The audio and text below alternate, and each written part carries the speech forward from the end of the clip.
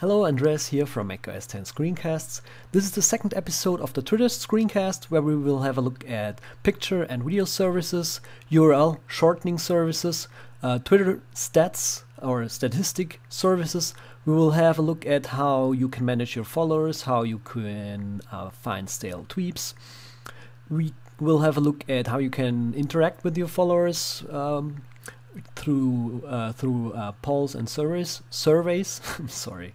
How you can back up your tweets, and we will start off with picture and video services.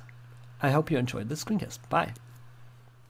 Now, as I said in the previous screencast, there are a couple of services out there which help you to share content with your friends or with your tweets. In order to do this, there have been a lot of services being created. For instance, YFrog to share images or videos. You got TwitPic and TwitWid, which are also very popular. Now, those applications work with the mentioned connections, and the way it works is if you click on sign in with Twitter in this case, you get a pop-up window which asks you to allow access for YFrog, and if you allow access for YFrog, you get redirected to the web page, and now you see at the top right corner that I'm logged into my Twitter account. If I go now to my Twitter page, for instance, and from there I select settings, connections. Now if I do a search for YFrog, you see that YFrog has access to read and write to my Twitter. Now if I log out of Twitter, I simply get a login screen whenever some application is trying to access my Twitter. This is, by the way, called OAuth. You will probably see this, or you will probably read this a couple of times. Oops. Now click on allow, and all the pictures I've uploaded to TwitPic will show up.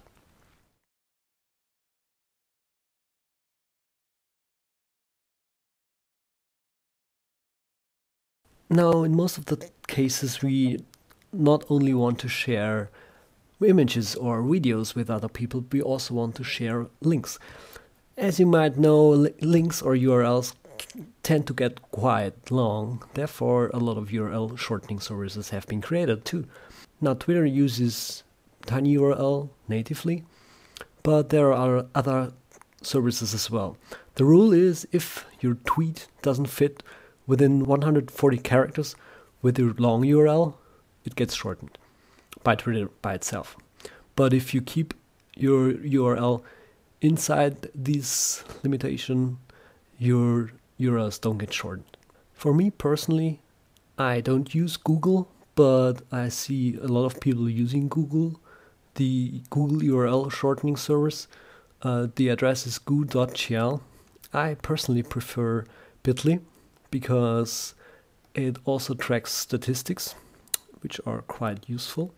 Now, if you have a Bitly URL, for instance, like this one, and you paste it somewhere, just put a plus sign at the end, and you get to the statistics page of that link.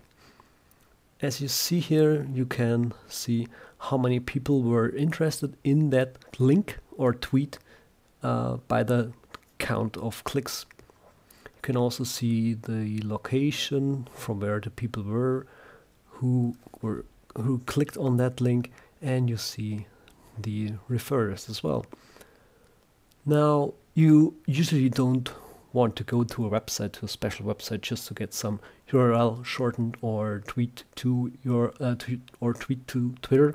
Basically, all Twitter clients have built-in support for those URL shortening services, but you can also, if you don't want to use those services or want to have some smart mechanism, I would recommend using Automator. Automator has a shorten URL action pack. You have to download this, and it shortens URL with some of the most famous URL shortening services. Now what we need to do in Automator, we create a new service which takes URLs as input from any application. And now let's search for shorten. Just download this action pack and install, which I did already. Now you can use bit.ly or j.mp if you want to use bit.ly. It then says login and API key. The API key can be found on the bit.ly page under settings, and here you see your API key. If you paste that API key here and then put another action at the end, which is copy to clipboard, and now we're ready to save our service. Save. Let me close down Automator, and now when we want to share this URL, we select it, select services, shorten with bit.ly. This action then runs once and puts the short link onto the clipboard. Now one of my favorite services here is called tweetstats.com. They are existing for a very, very long time. The way it works, you enter your desired Twitter username here, and then you click on Graph My Tweets. Then you usually need to press Graph My Tweets again, but then after 2 times it's usually working very, very well. And what TweetStats does, it displays you a graph of your sent tweets. Now here you see I sent a lot of tweets, to be exact, 1015 tweets in November 2008. And you can also compare yourself with other users. I've picked Uli because Uli is, well, according to TweetStats, one of my most referred persons.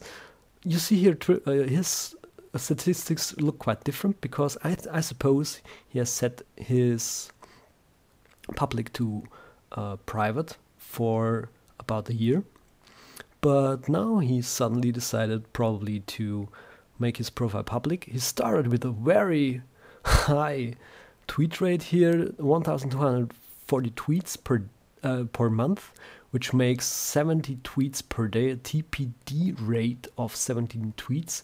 I've got only 16.4, which is quite a lot as well. You see here that according to this graph, it seems like I'm tweeting more and more. And Uli has this very high tweet rate of about 1,000 tweets a month. And we can also have a look at when we tweet. Now at the tweet density graph, you see here I'm starting